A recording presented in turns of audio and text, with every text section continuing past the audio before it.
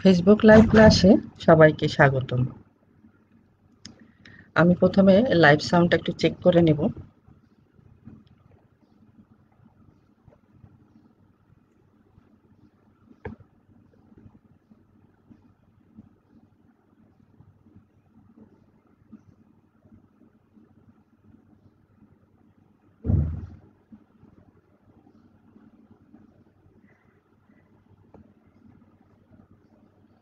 ধন্যবাদ। প্রিয় ছাত্রছাত্রীবৃন্দ এবং লাইভ ভিউয়ার্স, সবাইকে আন্তরিক সালাম। আসসালামু আলাইকুম। ফেসবুক লাইভ ক্লাসে তোমাদেরকে সবাইকে আমন্ত্রণ জানাচ্ছি। করোনা ভাইরাসের কারণে সবাই নিশ্চয়ই বাসায় আছো এবং সবাই স্বাস্থ্যবিধি মেনে চলবো আমরা এবং সামাজিক দূরত্ব বজায় রেখে চলবো। ডিপ্লোমা ইন ইঞ্জিনিয়ারিং শিক্ষা কার্যক্রমের কম্পিউটার টেকনোলজির ষষ্ঠ পর্বের সাবজেক্ট মাইক্রোপ্রসেসর অ্যান্ড ইন্টারফেসিং নিয়ে উপস্থিত হয়েছি আমি, Nasreen Akhtar, instructor computer, Rajshahi polytechnic institute. আজকে লেকচার 5-এ আমরা আলোচনা করব মাইক্রোপ্রসেসর অ্যান্ড ইন্টারফেসিং এর দ্বিতীয় অধ্যায় 8086 মাইক্রোপ্রসেসরের আর্কিটেকচারের শেষ অংশ এবং তৃতীয় অধ্যায় 8086 মাইক্রোপ্রসেসরের মেমোরি ইন্টারফেসিং এর কিছু অংশ। আজকের আলোচনায় তোমরা যে বিষয়গুলো নিয়ে জানতে পারবে বা আমরা যে পয়েন্টগুলো নিয়ে আজকে আলোচনা করব সেটা হচ্ছে 8086 ও 8088 মাইক্রোপ্রসেসরের মধ্যে তুলনা, 8086 মাইক্রোপ্রসেসরের ম্যাক্সিমাম এবং মিনিমাম মোডের মধ্যে পার্থক্য, 8086 মাইক্রোপ্রসেসর এর মেমোরি ইন্টারফেসিং এবং 8086 মাইক্রোপ্রসেসরের মেমোরির ইভেন এবং অড অ্যাড্রেস বাউন্ডারি বলতে কি বোঝায়। তাহলে আমরা ডিটেলস আলোচনায় চলে যাই। প্রথমেই আমরা যে পয়েন্টটি নিয়ে আলোচনা করব সেটা হচ্ছে 8086 এবং 8088 মাইক্রোপ্রসেসরের মধ্যে তুলনা। তোমরা পিন ডায়াগ্রাম করার সময় বা যে কোনো প্র্যাকটিক্যাল করার সময় খেয়াল করে দেখবে যে 8088/8086 কথাটা লেখা থাকে।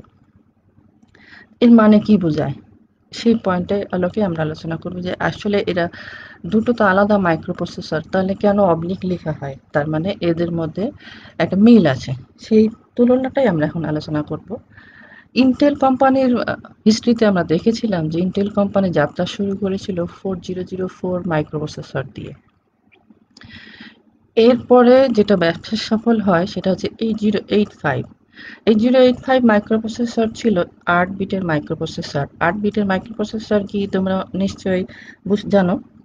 8 বিটের মাইক্রোপ্রসেসর বলতে যে মাইক্রোপ্রসেসর 8 বিট ডাটা নিয়ে কাজ করতে পারে। অর্থাৎ এই মাইক্রোপ্রসেসর বেস করে যে সিস্টেমটা ডিজাইন হয় সেই সিস্টেমটাও 8 বিট বেস। অর্থাৎ এই সিস্টেমে যতগুলো পেরিফেরালস বা আদার্স মাইক্রোপ্রসেসর ছাড়া আদার্স যে কম্পোনেন্টগুলো থাকবে সবাই এই 8 বিট বেস করেই তৈরি করা হয়ে থাকে।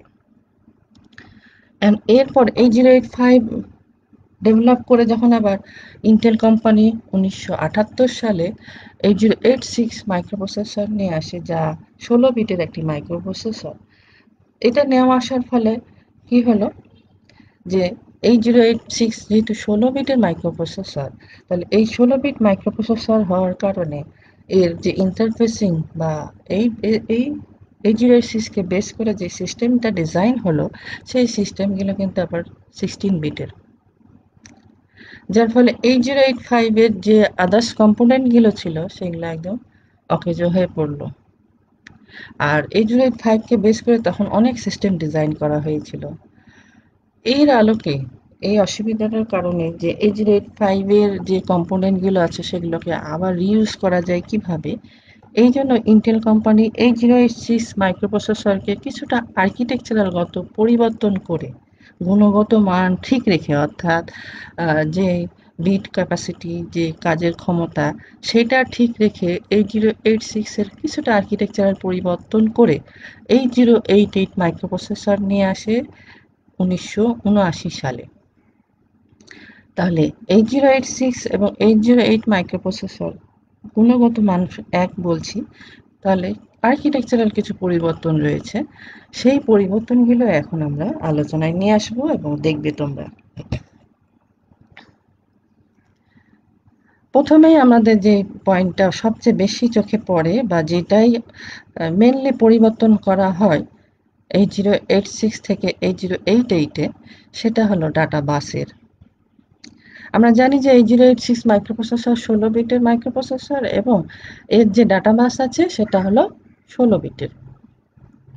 এই 16 বিট হওয়ার কারণেই তো 8085 এর আমাদের আর্কিটেকচারগত কোনো চেঞ্জ যে সেটা নিতে পারছিলাম না। 8085 এর যে আদার্স কম্পোনেন্ট গুলো ছিল সেই কম্পোনেন্ট গুলো ব্যবহার করতে পারছিলাম না। সেই জন্যই 8086 এ 16 বিটের মাইক্রোপ্রসেসর রেখে, অর্থাৎ 8086 এর এলইউ ক্যাপাসিটি 16 বিট বা প্রসেসিং ক্যাপাসিটি 16 বিট রেখে ডাটা আদান প্রদানের জন্য যে ডাটা বাস সেটাকে 8 বিটের করা হয়, যার ফলে 8085 এর আদার্স কম্পোনেন্ট গুলো রিইউজ করা সম্ভব হয়েছিল। এখন 8086 এর আরেকটি পয়েন্টে আমরা যদি দেখি যে যেহেতু 8086 এর অ্যাড্রেস বাস 20 বিট, 8088 এরও 20 বিট, সেই ক্ষেত্রে 8086 এর ক্ষেত্রে 16 বিট ডাটার সাথে অ্যাড্রেস বাসের 16 বিট মাল্টিপ্লেক্সার থাকতো আর 4টা থাকতো স্ট্যাটাসের সাথে। আর এই ক্ষেত্রে যেহেতু ডাটা বাস মাত্র 8টি, অর্থাৎ 8088 এর ক্ষেত্রে ডাটা বাস যেহেতু 8টি, তাহলে অ্যাড্রেস বাসের 8টি ডাটা বাসের সাথে মাল্টিপ্লেক্সার থাকছে, আর 8টি সিঙ্গেল অ্যাড্রেস বাস হিসেবে থাকে, আর 4টি স্ট্যাটাসের সাথে থাকে। এই মোট 20টি 8088 এর অ্যাড্রেস বাস মাল্টিপ্লেক্সার অবস্থায় এবং সিঙ্গেল অবস্থায় থাকে। 8086 মাইক্রোপ্রসেসরের যেহেতু 16 বিটের ডাটা বাস ছিল, প্যারালাল অ্যাক্সেস করার জন্য মেমোরিকে দুটো ভাগে ভাগ করা হয়। 8 বিট করে ভাগ করে, ডাটা বাসকে 8 বিট করে ভাগ করে দুটো ভাগে ভাগ করে 512 কিলোবাইটের ইভেন এবং অড ব্যাংক নামে দুটি মেমোরি ব্যাংক ব্যবহার করা হয়। কিন্তু 8088 এ ডাটা বাসের সাইজ যেহেতু 8 বিট, তাহলে এটাকে আর ভাঙার কোনো সুযোগ নাই। তাহলে টোটাল মেমোরি 1 মেগাবাইট। এই 1 মেগাবাইট মেমোরিটাই 8088 এর একটা হিসেবে ব্যবহৃত হয়ে থাকে। আরেকটা আর্কিটেকচারগতভাবে বেশ পরিবর্তন দেখা যায়, সেটা হলো যে 8086 মাইক্রোপ্রসেসরে 6 বাইটের একটা ইনস্ট্রাকশন কিউ আমরা অলরেডি আর্কিটেকচারে দেখেছি, যেখানে ইনস্ট্রাকশনগুলো পড়ে রাখার জন্য যে জায়গাটা ব্যবহার করা হয় সেই জায়গাটার সাইজ ছিল 6 বাইটের কিউ। এই 8088 এ সেটা 6 বাইটের না করে 4 বাইটের করা হয়েছে, অর্থাৎ 8088 মাইক্রোপ্রসেসরে ইনস্ট্রাকশন কিউ সাইজ হলো 4 বাইট। 8086 মাইক্রোপ্রসেসরে যেহেতু মেমোরি ব্যাংক থাকে, সেই মেমোরি ব্যাংক সিলেকশন করার জন্য কি ব্যবহার করা হয়? বিএইচই পিনটা আমরা ব্যবহার করে থাকি। আর 8088 মাইক্রোপ্রসেসরে যেহেতু মেমোরি ব্যাংক নাই, সেহেতু বিএইচই সিগন্যাল ব্যবহার হয় না, তার পরিবর্তে SS0 সিগন্যালটি ব্যবহৃত হয়, যা সবসময় হাই অবস্থায় থাকে এবং অর্থাৎ এর কোনো কাজে তেমন লাগে না।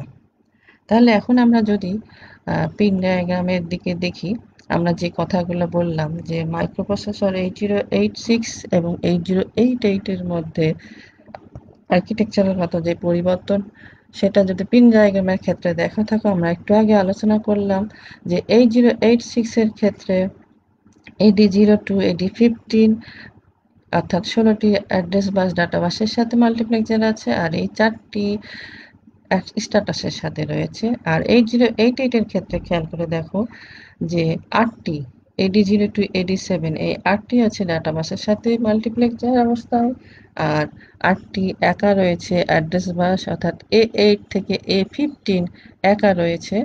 আর এই যে 4টি স্ট্যাটাসের সাথে রয়েছে, অর্থাৎ এইগুলো কমন, এগুলো 8088 এও যা, 8088 এও যা, 8086 এও তাই। আরেকটা যেটা বললাম যে বিএইচই পিন 34 নাম্বার পিন ব্যবহৃত হয় বিএইচই আকারে 8086 এ, আর 34 নাম্বার পিনে আমরা এখানে দেখতে পাচ্ছি যে SS0, যেটা অলওয়েজ হাই থাকে, অর্থাৎ এটার কোনো ব্যবহার এটাতে হয় না, যেহেতু ব্যাংক নাই, মেমোরি ব্যাংক নাই, সেই জন্য এটার ব্যবহার হয় না। আর্কিটেকচারের কথা যেটা বলছিলাম যে প্রথমে যেটা আমাদের চোখে পড়েছিল সেটা হলো যে 8086 মাইক্রোপ্রসেসরের ক্ষেত্রে দেখো যে 6 বাইটের ইনস্ট্রাকশন কিউ রয়েছে, আর 8088 এর ক্ষেত্রে খেয়াল করে দেখো যে 4 বাইটের ইনস্ট্রাকশন কিউ রয়েছে, 1 2 3 4, আর এখানে 1 2 3 4 5 6। আর একটা যেটা দেখলাম যে এখানে ডাটা বাসের সাইজ হচ্ছে 8, আর এখানে রয়েছে 16। তাহলে আশা করি তোমাদের 8086/8088 কেন লেখা হয়, অর্থাৎ সবগুলো কাজই 8086 দিয়ে যা করা সম্ভব 8088 দিয়েও তাই সম্ভব। শুধু কিছু পরিবর্তন রাখা হয়েছে, ফ্যাসিলিটিস রয়েছে, সেগুলো আমরা দেখলাম। মূল কথা হলো যে 8086 এবং 8088 দুজনাই 16 বিটের মাইক্রোপ্রসেসর, কিন্তু ডাটা বাসের পার্থক্য রয়েছে। সে একসাথে 16 বিট পাঠাতে পারে 8086, আর 8088 একসাথে 8 বিট ডাটা ট্রান্সফার করতে পারে। তাহলে এই ছিল 8086 এবং 8088 এর মধ্যে তুলনা। এর পরবর্তী পয়েন্টে আমরা চলে যাব। 8086 মাইক্রোপ্রসেসরের ম্যাক্সিমাম এবং মিনিমাম মোডের মধ্যে পার্থক্য। আমরা জানি যে 8086 মাইক্রোপ্রসেসর অপারেটিং করার জন্য দুটো মোড রয়েছে, একটা হচ্ছে ম্যাক্সিমাম মোড আর একটা হচ্ছে মিনিমাম মোড। ম্যাক্সিমাম মোড বা মিনিমাম মোড রাখার উদ্দেশ্য হলো যে 8086 মাইক্রোপ্রসেসরের ক্যাপাসিটি, কাজের ক্যাপাসিটি বা কাজ করার ক্ষমতা বাড়ানো। অর্থাৎ মিনিমাম মোডে যা কাজ করবে ম্যাক্সিমাম মোডে আর একটা কাজ করবে। আরো সহজভাবে যদি বলি যে 8086 মাইক্রোপ্রসেসর 40 পিন বিশিষ্ট একটা মাইক্রোপ্রসেসর, এই 40 পিনটা দিয়ে 40টা কাজ হবে, কিন্তু আমরা মিনিমাম এবং ম্যাক্সিমাম দুটা মোড থাকার কারণে আমরা বলতে পারি যে 8086 কে 48টি কাজ করানো সম্ভব। 48টি বড় কারণ হলো যে 8086 মাইক্রোপ্রসেসর 40টি পিন, এই 40টি পিনের মধ্যে 32টাই হচ্ছে কমন। অর্থাৎ 32টা পিন মিনিমাম মোডেও যা কাজ করে ম্যাক্সিমাম মোডেও তাই কাজ করে, এদের কাজের কোনো পরিবর্তন হয় না, সিলেকশনের প্রয়োজন হয় না। মাত্র 8টা বিট, 8086 এর মাত্র 8টা বিট মিনিমাম মোডে একরকম কাজ করে আর ম্যাক্সিমাম মোডে আর একরকম কাজ করে। সেই কাজের আলোকে কাজ করার ইয়াদ দিয়ে আমরা যদি পার্থক্য আলোচনা করে থাকি যে কি কি পরিবর্তন রয়েছে, তাহলে প্রথমেই আমাদের যেটা আগে দেখতে হয় যে এই ম্যাক্সিমাম মোড কখন হবে আর মিনিমাম মোড কখন হবে। আমরা পিন ডায়াগ্রাম আলোচনা করার সময় দেখেছি যে 8086 মাইক্রোপ্রসেসরের 33 নাম্বার পিনে main/max এই পিনটি রয়েছে। এই পিনের কাজ ছিল হচ্ছে মোড সিলেকশন করা। তাহলে এই মোড সিলেকশন করা হয় সাধারণত, আমরা বলেছিলাম যে পিনের কাজ হয় অ্যাক্টিভ হাই অথবা অ্যাক্টিভ লোয়ে। নর্মালি পিনগুলো অ্যাক্টিভ হাই কাজ করে থাকে। হাই বলতে আমরা বলছি হাই 5 ভোল্ট বা হাই ভোল্টেজ। এই 5 ভোল্টেজে নর্মালি কাজ করে থাকে। আর বার মানে আমরা জানি যে যার উপরে বার থাকবে সে নর্মালি যা স্বাভাবিক তার উল্টা কাজ করবে, অর্থাৎ যে 1 এ কাজ করে তারপর যদি বার থাকে তাহলে সে 0 তে কাজ করবে। ঠিক এইখানে আমাদের 33 নাম্বার পিনে সেটাই বলা হয়েছে যে min/max বার, অর্থাৎ এই 33 নাম্বার পিনে যদি হাই থাকে তাহলে সে মিনিমাম মোডে কাজ করবে, অর্থাৎ 8086 মাইক্রোপ্রসেসর মিনিমাম মোড সিলেক্টেড হবে আর মিনিমাম মোডের 8টি যে পিন রয়েছে সেই 8টি পিন অ্যাক্টিভ থাকবে। একইভাবে 33 নাম্বার পিনে যদি হাই ভোল্টেজ না থেকে 0 ভোল্টেজ হয়, সেই ক্ষেত্রে 8086 মাইক্রোপ্রসেসর ম্যাক্সিমাম মোডে অপারেট হবে এবং ম্যাক্সিমাম মোডের 8টি পিন এই মুহূর্তে অ্যাক্টিভ থাকবে। দুটি মোডের মধ্যে যেটা মেইনলি পার্থক্য আমরা মনে করে থাকি সেটা হলো যে মিনিমাম মোডকে আমরা বলে থাকি ইউনিপ্রসেসর সিস্টেম। ইউনি মানে এক, অর্থাৎ মাইক্রোপ্রসেসর এই মোডে একাই কাজ করে থাকে, একে সাহায্য করার জন্য অন্য কোনো প্রসেসর থাকে না।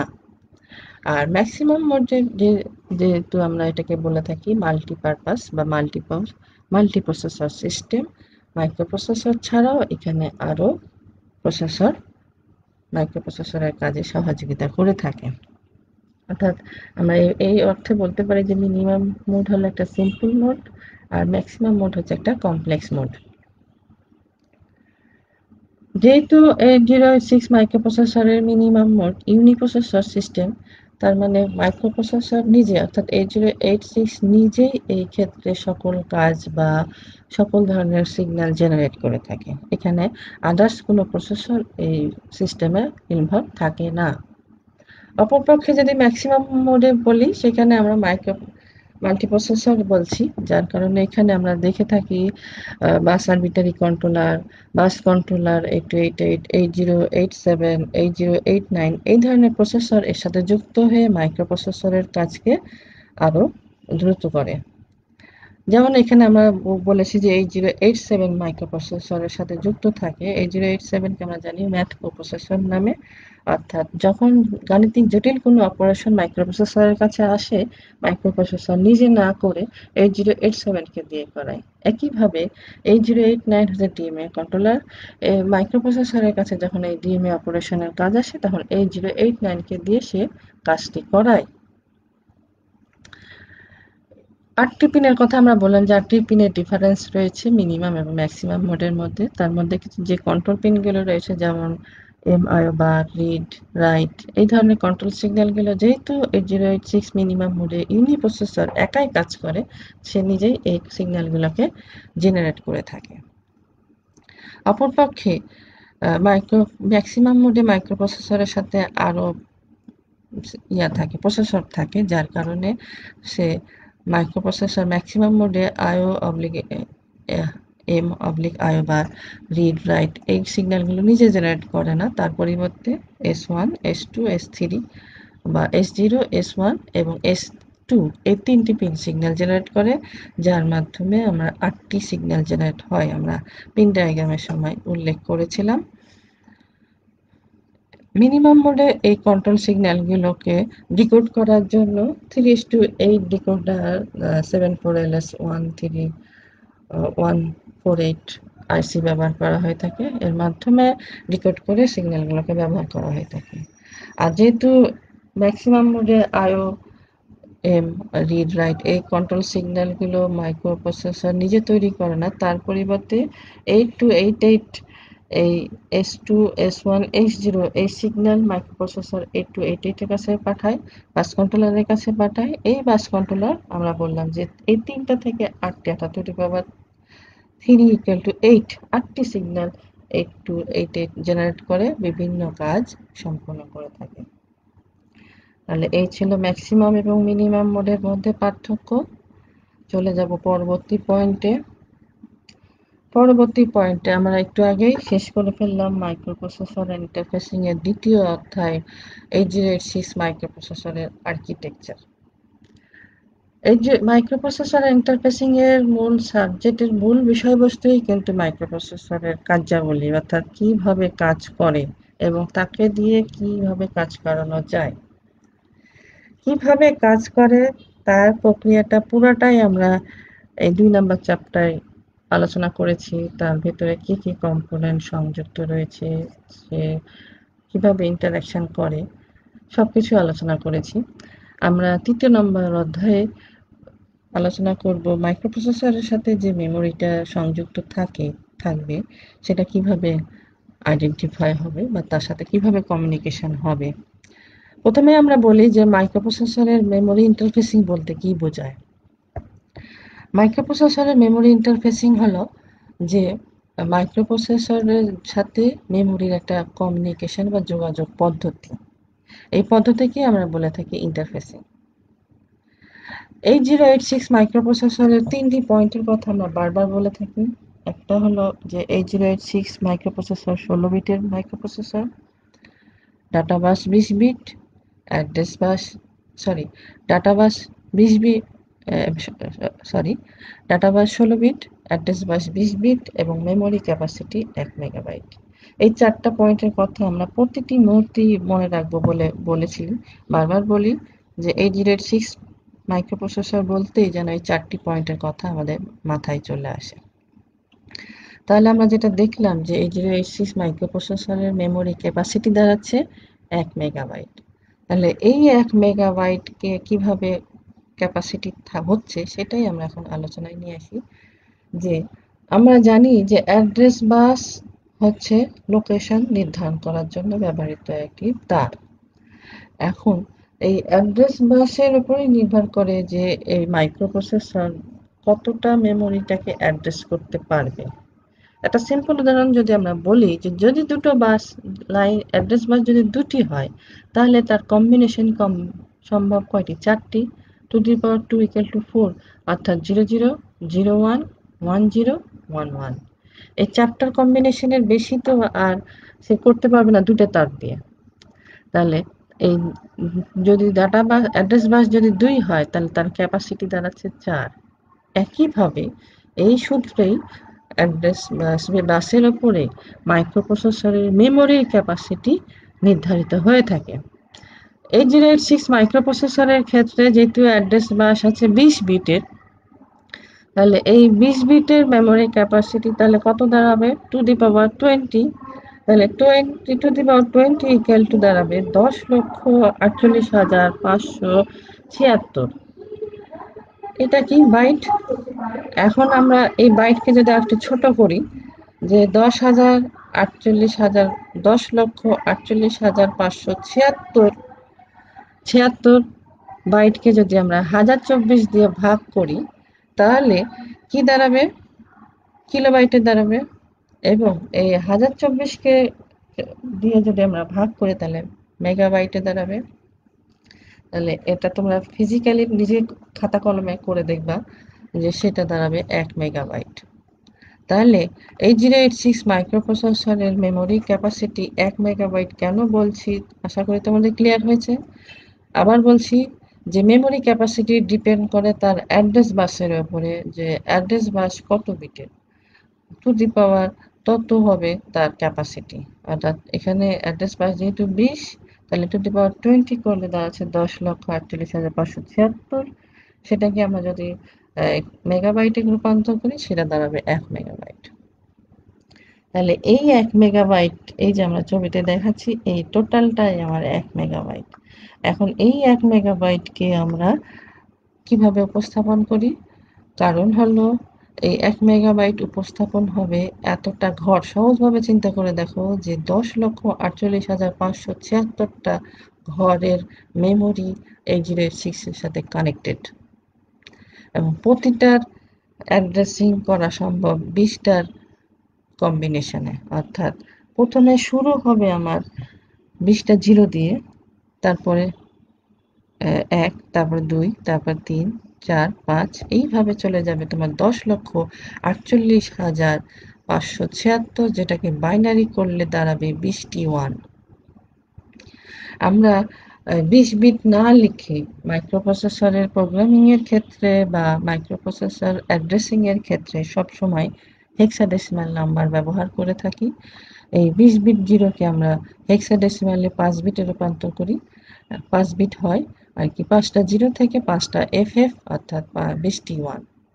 তাহলে এইভাবে আমার এই টোটাল মেমোরি যে 10,48,576টি ঘর 8086 এর সাথে কানেক্টেড থাকে এবং এই কানেক্টেড ঘরগুলোকে প্রতিটি ঘরকে আইডেন্টিফাই করা হয় 20 বিটের অ্যাড্রেস দিয়ে। আশা করি 1 মেগাবাইট মেমোরি কিভাবে কাজ করে বা কিভাবে মাইক্রোপ্রসেসরের সাথে কানেক্টেড থাকে সেটা ক্লিয়ার হয়েছে। ক্লিয়ার না হলে আমাকে আবার বলবে, আমি আবার দেখাবার চেষ্টা করব।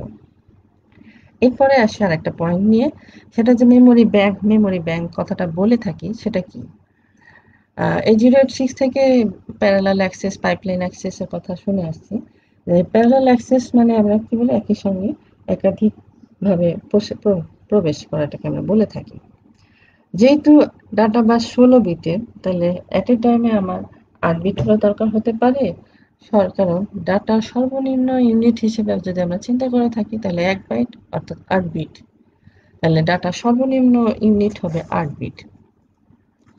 তাহলে এই 8 বিট ঠিক রেখে আমরা 16 বিট, 32 বিট, 64 বিট বাড়াতে পারি। তাহলে 8 বিট করে করে যদি দিতে পারি তাহলে আমি সর্বনিম্ন থেকে সর্বোচ্চ ক্যাপাসিটি পর্যন্ত আমি ডাটার অ্যাক্সেস করাতে পারবো। এই জন্য মেমোরি ব্যাংকের কনসেপ্টটা চলে আসছে যে আমার যদি ডাটা বাস যা আছে তাকে যদি 8 দিয়ে ভাগ করা হয় তাহলে ততটা প্যারালাল অ্যাক্সেস করা সম্ভব।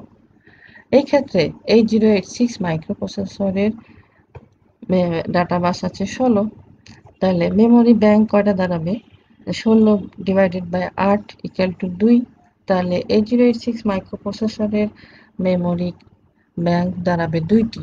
এইভাবে আমরা যে কোনো মাইক্রোপ্রসেসরের তার অ্যাড্রেস বাস, তার মেমোরি ক্যাপাসিটি এবং ডাটা বাস দিয়ে ওই মাইক্রোপ্রসেসর কতটা মেমোরি ব্যাংক হবে, কতটা সাইজ হবে, সবকিছুই হিসাব করে আমরা বের করে দিতে পারবো। এখন আর আমাদের শুধু মুখে বললে হবে না, আমরা হিসাব করে নিজেই বলে দিতে পারবো যে হ্যাঁ এটা এতটা অ্যাড্রেস বাস রয়েছে, এতটা মেমোরি আছে, তাহলে এতটা ব্যাংক হবে, এত বিটের হবে। তাহলে 8086 এর ক্ষেত্রে আমরা মেমোরি ব্যাংক পেলাম কয়টা? 2টি। আর মেমোরি ব্যাংক 2টি থাকলেও তাহলে টোটালটার সাইজ কিভাবে হবে, ব্যাংকগুলোর সাইজ কিভাবে নির্ধারণ করা হয়? মেমোরি ব্যাংকের size equal to total memory size divided by bank সংখ্যা। আমরা ব্যাংক সংখ্যা পেয়েছি 2 আর টোটাল মেমোরি সাইজ হচ্ছে 1 মেগাবাইট। তাহলে 1 মেগাবাইটকে 2 দিয়ে ভাগ করলে পারায় 0.5 মেগাবাইট। আর 1 মেগাবাইটকে আমরা যদি এভাবে আরো সহজ করি, 1 মেগাবাইট ইকুয়াল টু 1024 কিলোবাইট। তাহলে 1024 কিলোবাইটকে 2 ভাগ করলে 512 কিলোবাইট। তাহলে এক একটা মেমোরি ব্যাংকের সাইজ দাঁড়াবে 512 কিলোবাইট। এই দেখো আমরা এখানে দুটো ব্যাংকে ভেঙেছি। একটু আগে একটাই ব্যাংক দেখছিলাম যে 1 মেগাবাইট মেমোরি ক্যাপাসিটি কিভাবে হবে, সেটাকে লজিক্যালি আমরা প্যারালাল অ্যাক্সেস করার জন্য দুটো লজিক্যাল ব্যাংকে ভাগ করা হয়েছে। এরই নাম হলো একটা ইভেন ব্যাংক আর একটা অড ব্যাংক। ইভেন ব্যাংক এবং অড ব্যাংক কেন সেটা বলছি, তার আগে দেখো আমরা যে ক্যালকুলেশন করে বের করলাম যে 1 মেগাবাইটকে হাফ করলে 512 কিলোবাইট, 512 কিলোবাইট। এদের ইভেন ব্যাংক এবং অড ব্যাংক করার কারণ হলো যে একটা টোটাল 16 বিটের অ্যাড্রেস যখন আসে, ডাটা যখন আসে, সেই ক্ষেত্রে আমরা আপার 8 বিট এবং লোয়ার 8 বিট দুটো গ্রুপে ভাগ করতে পারি। সেই ক্ষেত্রে লজিক্যালি ভাগ করার জন্য দুটো সিলেকশন রাখা হলো। একটা হলো যে যেখানে সকল জোড় সংখ্যক জোড় অর্থাৎ ইভেন অ্যাড্রেসগুলো এক জায়গায় আর অড অ্যাড্রেসগুলো আরেক জায়গায়। এইভাবেই মেমোরিটাকে ভাগ করা হয়েছে। ইভেন ব্যাংকে ডাটাগুলো আইডেন্টিফাই যে অ্যাড্রেস থাকবে সবগুলোই ইভেন, আর অড ব্যাংকে যতগুলো অ্যাড্রেস থাকবে সবগুলোই অড। যেমন এখানে আমরা উদাহরণ দিয়ে খেয়াল করে দেখো, ইভেন ব্যাংকে স্টার্ট হয়েছে 024। এখানে কিন্তু কোনো বেজোড় অ্যাড্রেস নাই বা ইভেন অড অ্যাড্রেস নাই, কারণ একটা ডাটা যখন আসে 16 বিটে সেটাকে আমরা 8 বিট করে ভাগ করছি, আপার 8 বিট এবং লোয়ার 8 বিট। এই আপার 8 বিট বা লোয়ার 8 বিট যদি ইভেন হয় তাহলে অবশ্যই পরবর্তীটা তারপরে, অর্থাৎ 0 থাকলে 1 এ থাকবে, 2 এ থাকলে 3 তে থাকবে। এইভাবে পর্যায়ক্রমিকভাবে লোকেশনগুলো মেমোরিতে থাকবে, নিশ্চয়ই উল্টাপাল্টা থাকবে না। সেই জন্য যে ইভেন ব্যাংকের জন্য 0, প্রথম ডাটাটা যদি 0 তে থাকে তাহলে পরবর্তী ডাটাটা 1 এ থাকবে। এইভাবে প্যারালাল অ্যাক্সেস করা সম্ভব হবে। আর এইভাবেই আমার 8086 মাইক্রোপ্রসেসরের যে ইভেন এবং অড অ্যাড্রেস বাউন্ডারি কি বলা হয়। আরেকবার বলে নিই যে অ্যাড্রেস বাউন্ডারি বলছি, অর্থাৎ ইভেন এবং অড। আমার একটা ব্যাংক আছে কয়টা? ইভেন ব্যাংক এবং অড ব্যাংক। এটার নামকরণ করাই হয়েছে যে ইভেন অ্যাড্রেসগুলো এক জায়গায় থাকবে আর অড অ্যাড্রেসগুলো এক জায়গায় থাকবে। আর এটার যে টোটাল মেমোরি 10,48,576টি সেল বললাম, এই সেলটাকে 2 ভাগে ভাগ করে দেওয়া হয়েছে 5,00,000 করে। তাহলে ভাগ করার ফলে এই সেলে যেটা থাকবে সেগুলো সব ইভেন অ্যাড্রেসগুলো থাকবে, আর অড ব্যাংকে যেটা থাকবে সেগুলো সব অড অ্যাড্রেসগুলো থাকবে। তাহলে এর অ্যাড্রেস বাউন্ডারি হবে 024 আপ টু FFFF লাস্ট পর্যন্ত। আর অড অ্যাড্রেসিং এ থাকবে, অড মানে 1 থেকে শুরু হবে 3, সর্বশেষ অর্থাৎ লাস্টের আগেরটি অড থাকবে। এইভাবে প্রতিটি অ্যাড্রেসগুলোকে আমরা ইভেন এবং অড এইভাবে বাউন্ডারি নির্ধারণ করে দেওয়া হয়ে থাকে। এই ছিল আজকের আলোচনা। আশা করি তোমাদের ভালো লেগেছে ক্লাসটি। প্রশ্ন গত দিনের আমি একটা দেখছিলাম যে এসপিবিপি বুঝো না, স্ট্যাক পয়েন্টার, এসপি মানে হচ্ছে স্ট্যাক পয়েন্টার, অর্থাৎ স্ট্যাকের ডাটার অপারেশনটা সবসময় কোথায় হবে? টপ থেকে।